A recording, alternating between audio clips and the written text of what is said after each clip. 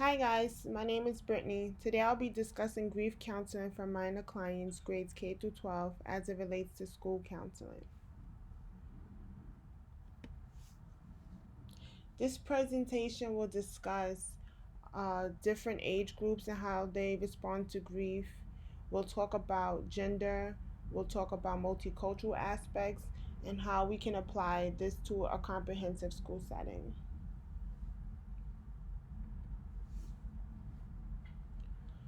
Who are minor clients? According to the United Nations International Children's Emergency Fund, a child is defined as a person below the age of 18. So, when we talk about minor clients, we are referring to children under the age of 18.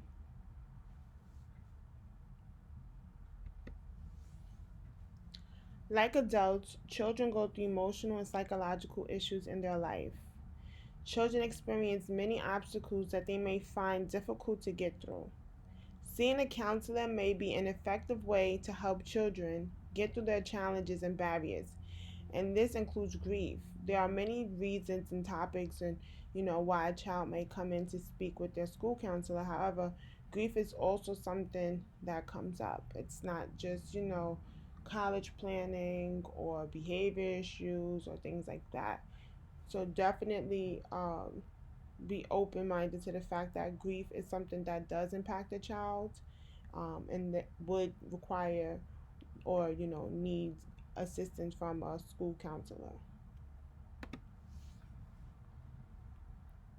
In an article titled Grief Counseling, authors Granello, Uber, and Wheaton discuss and describe grief as an emotion generated by an experience of loss and characterized by sorrow and or distress and the personal and interpersonal experience of loss.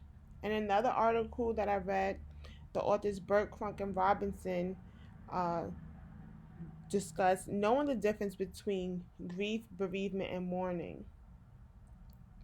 According to Burke, bereavement is the state of having lost a significant person through death, while mourning is related to the public expression of grief.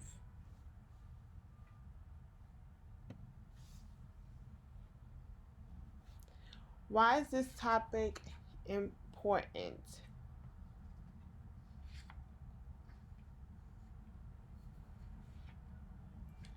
In reviewing the counselor status of training article, they conducted a study that showed 54.8% of the participants indicated they did not receive or complete any training on grief.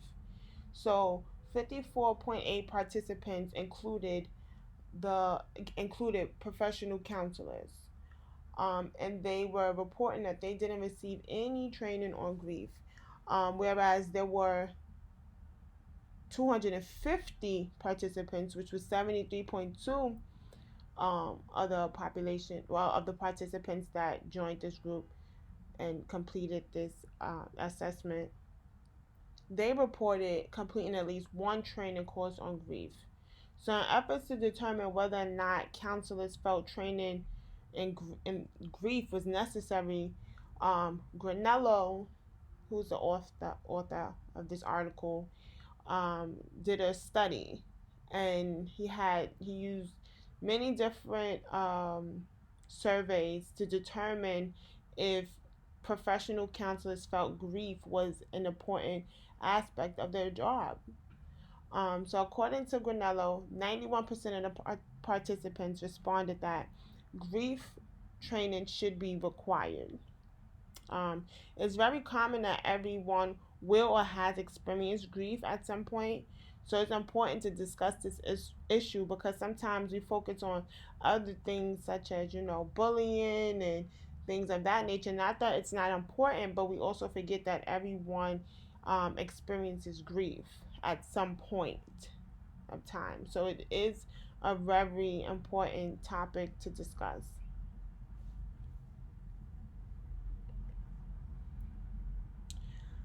In another article that I researched, authors Roberts and Morgan discussed and broke down how grief impacts students in certain age groups.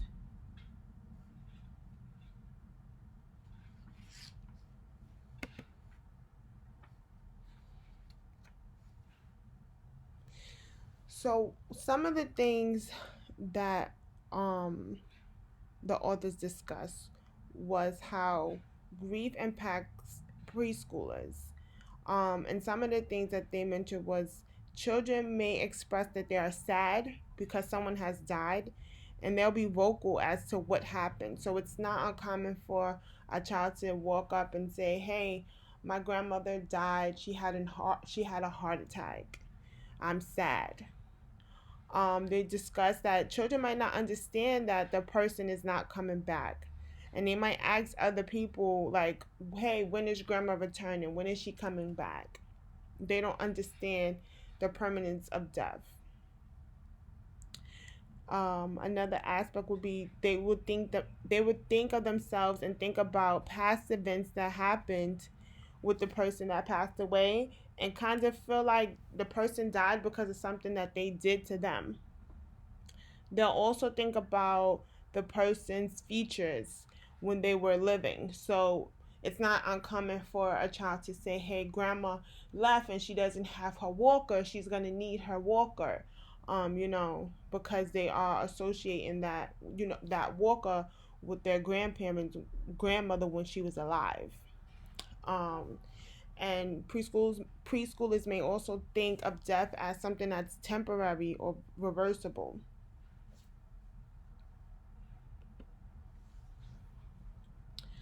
According to authors Robertson Morgan, they talk about uh, school age children, and how they tend to view death as they're far more removed from themselves. They don't really associate death with themselves, um, but they do begin understanding the permanence of death. They are still associated with something that happens to people who are old and weak. They may feel guilty when someone close to them dies because they believe they should have done something to prevent it, or they could have done something to prevent it. They also believe death often assumes external forms such as skeletons, ghosts, or like the boogeyman and things like that, which are sometimes manifested into dreams. Around ages 9 to 12, they'll begin to think of death in a more abstract way because of changes in their cognitive development. Children who are on the verge of experiencing puberty tend to think of death like in a much more mature way as preschoolers would have.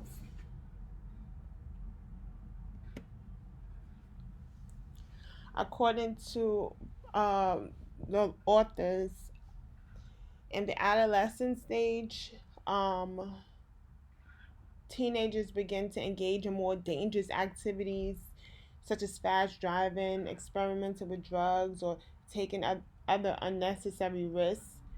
Um, some characteristics of the way they handle death they're like in the stage of thrill seeking.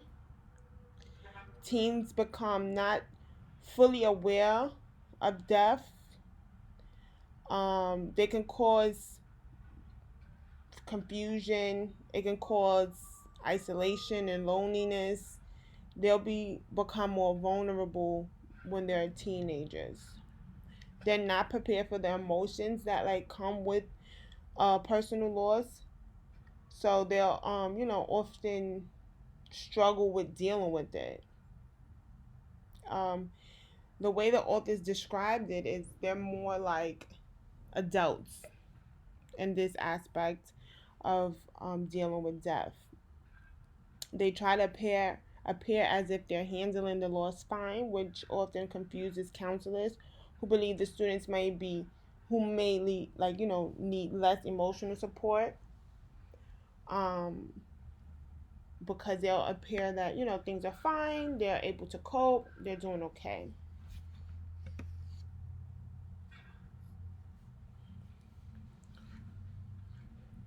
So, in counseling minor clients dealing with grief, there are many things school counselors can do, such as drawing. Minor clients, such as preschoolers, may be able to express their feelings better through drawing and using art. Support groups might be an effective way of counseling children as well in the school age era and adolescent children as well. Bibliotherapy is also a good source to use when there's a grieving child. So with bibliotherapy, you can read a book on a child that might have been experiencing death or a loss in the book, and kind of use that to relate it to the child that is actually experiencing, grief, and kind of use that as a way or give them something to connect to. You can talk to them about, like, okay, in this book, we read that Jane felt sad about her aunt passing away, or, about losing her favorite sweater. And the child who is experiencing that might be able to relate that and say, yeah, that's how I feel after my grandmother died, so you can use bibliotherapy to kind of get them to talk about their feelings and stuff like that.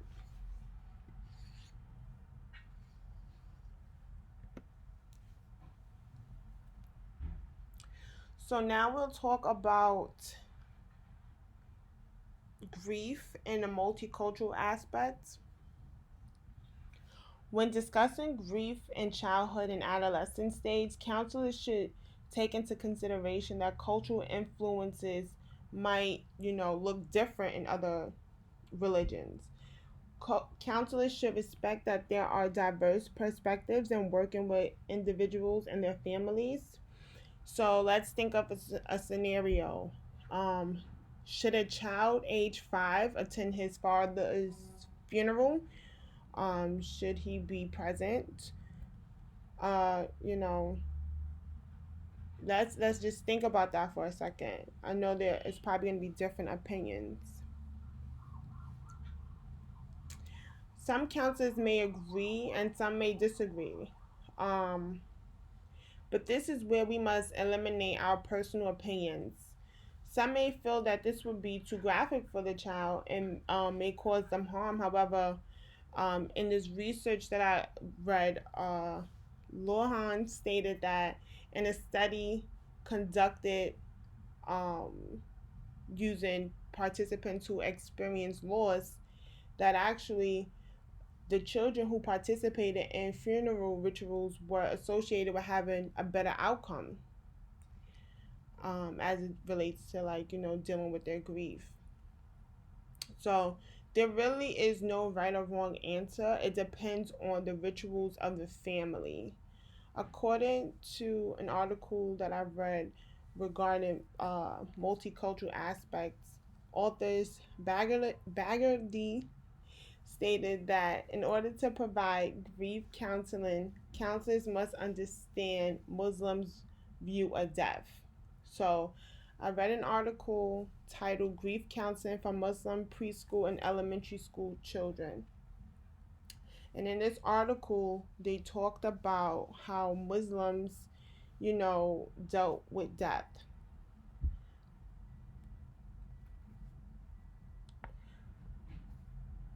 So, according to grief counseling for Muslim preschool and elementary school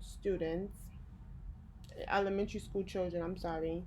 Burial rituals for Muslims include having a service as soon as possible after the person has passed. The Muslim community continues to, come together.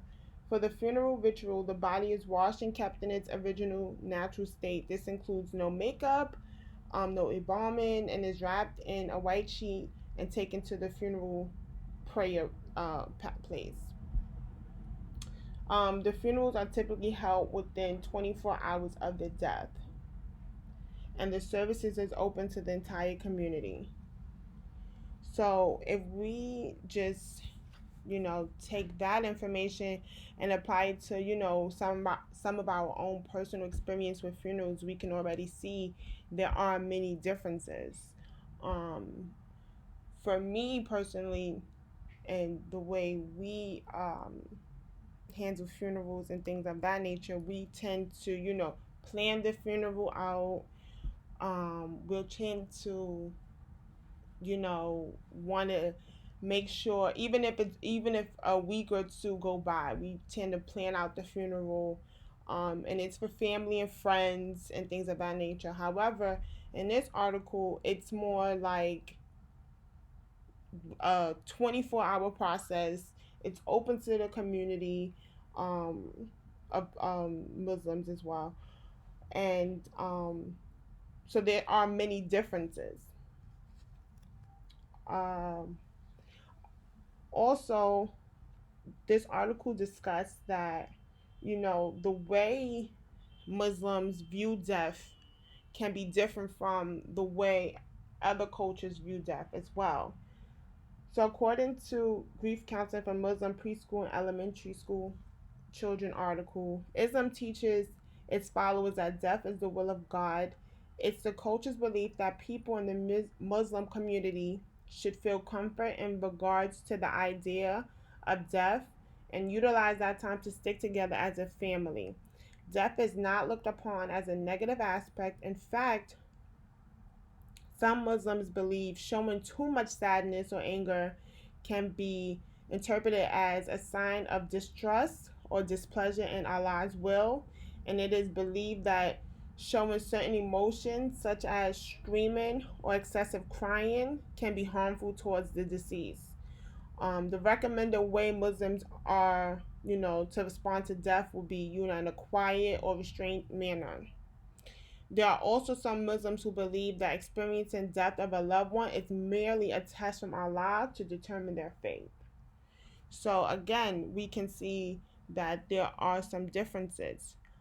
Even the way that, Muslims are expected to react towards losing a loved one. Um, so the over the top wailing and crying and emotional part of it, it's different. Whereas they are expected to be more reserved, and grieve in that type of manner.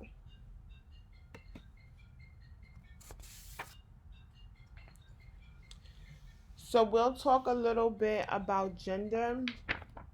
And according to Lohan, girls are more likely to be social and have people they can talk to about grief, whereas boys might engage in more action orientated forms of grief, such as, like, girls may have friends who they can talk to about their loss, whereas boys might use like an activity such as like playing basketball or a sport, or doing something more active in order to handle or and deal with their grief that they're experiencing.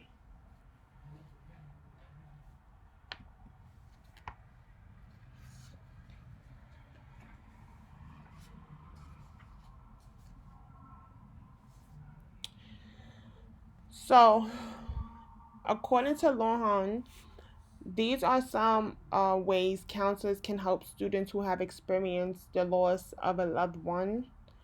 Um, it's encouraged to, handle the situation with care, no gossiping, no, making assumptions. Just make sure you, talk to the parents or the caregiver and ask questions. Allow the child to ask questions as well. And this is the time where, like, training and grief counseling might be useful, because, to have these difficult conversations at this stage, like, children want, well, depending on what stage it is, or generally children are going to have questions. They're going to want to, get a better understanding, especially if it's like preschoolers who, doesn't really know what death is, or, can't really grasp the idea of their loved one not returning. So, Collaborating with stakeholders can help the children get through their grief, as well. Talking to the child's teachers, their parents, anyone, who can help and add to, you know, the whole idea that a child might need multiple people to help them get through this stage. In the article titled "Teachers and School Aids in School Can Aid Grieving Students" by Lohan, it also discusses some of the important factors for stakeholders to be aware of. And when you're dealing with a child who's experiencing grief, some of these factors that can come into play now are, the student's grades being lowered, loss of interest in activities, the child's behavior and ability to concentrate. So it's important for counselors to assess what the grievers are experiencing and find ways to assist the children to move towards, um, getting some understanding and being in a better space.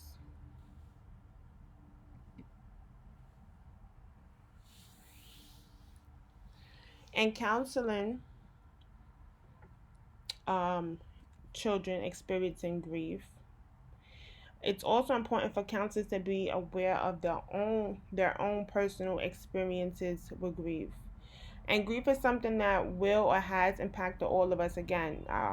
So counselors might be impacted by, some of their own personal experiences with grief and past trauma that they have that's probably been untreated. In the article "Death Education and Attitudes of Counselors and Training Toward Death," um, researchers conducted a study. Um, During this study, they discussed ways to implicate death in like an everyday kind of learning thing, in an everyday learning activity.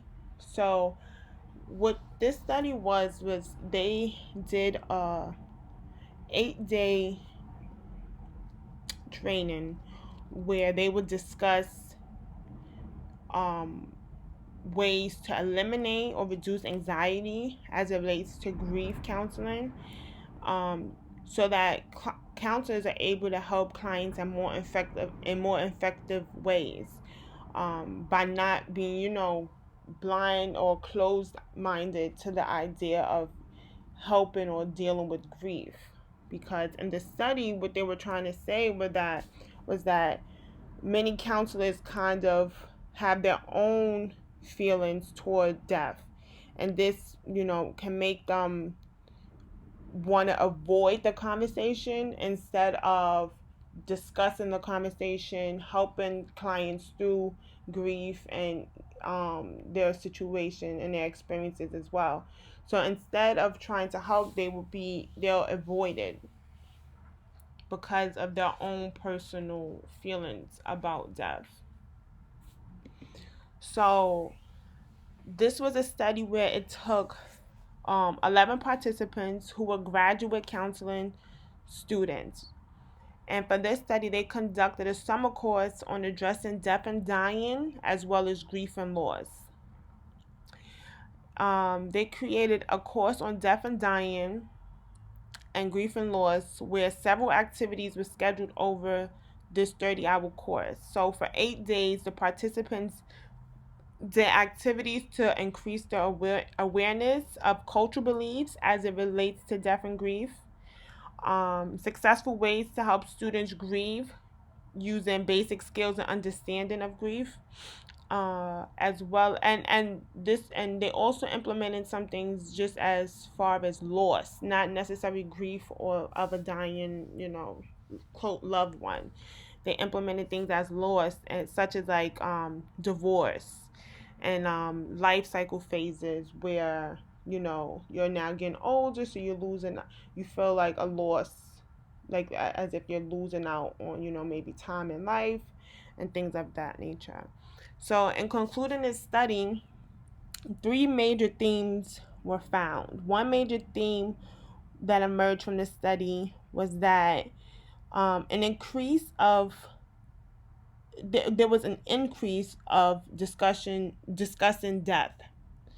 As before, like, counselors really kind of shied away from discussing it. Another thing was participants felt like they were able to understand cultural aspects of death better, and their own death. So that goes back to speaking about multicultural aspects. These participants were able to really understand a little bit better that, everyone's view of death is different. So it's also, you have to be cautious on the way you decide to counsel certain students. Um, and the final thing that came from this study was, there was a decrease in negative emotions when discussing the fear of death. So, in one of the examples, the researchers just talked about how there was a paramedic that was in the group, and after completing this training, instead of saying to, someone who just lost somebody, oh, yes, um your brother just passed away, they were able to now say, yes, your brother died.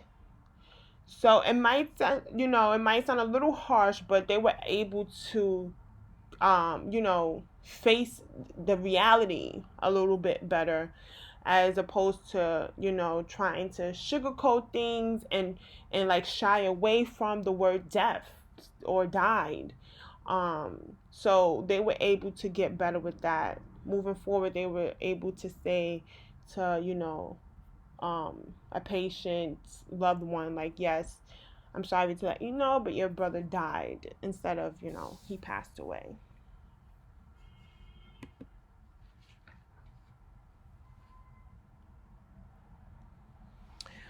According to Lohan, approximately two students in each classroom experienced the death of a loved one and are dealing with grief.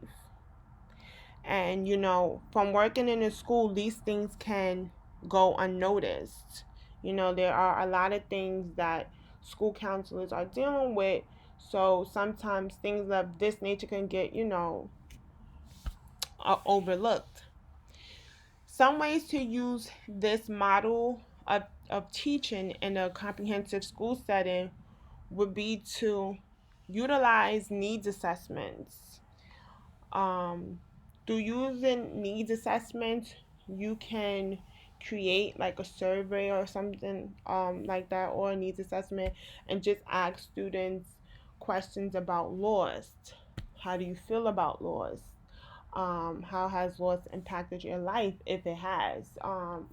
You can ask them things like, do you want more information on how to handle loss? Would you like to speak to your school counselor about ways to, you know, to deal with that loss? Um, you can also, I think, also providing trainings to the teachers so they know how and what to assess for when a child is experiencing grief will be helpful as well. Um, like some of the characteristics we talked about earlier, such as a preschooler, you know, being sad or coming to you and saying, hey, did you know over the weekend my grandmother died, and things of that nature. And then really, allowing the teacher to have a better idea on how to tackle those hard questions. Another way I feel like we can implement this into a comprehensive school setting is by teaching a session or course that discusses loss. And it doesn't always have to be grief, it doesn't have to be about death. It could be loss of other things, like we discussed earlier, divorce. Maybe there's a child in the classroom who parents just got divorced, and now they're experiencing, feeling like they lost one of their parents. So by implementing something, a course like this, to kind of give the students a better idea of how to handle laws would probably be helpful as well. And then just seeing how children are responding to these things, that can be helpful. So that's all for today. Thank you so much for listening to my presentation. Bye.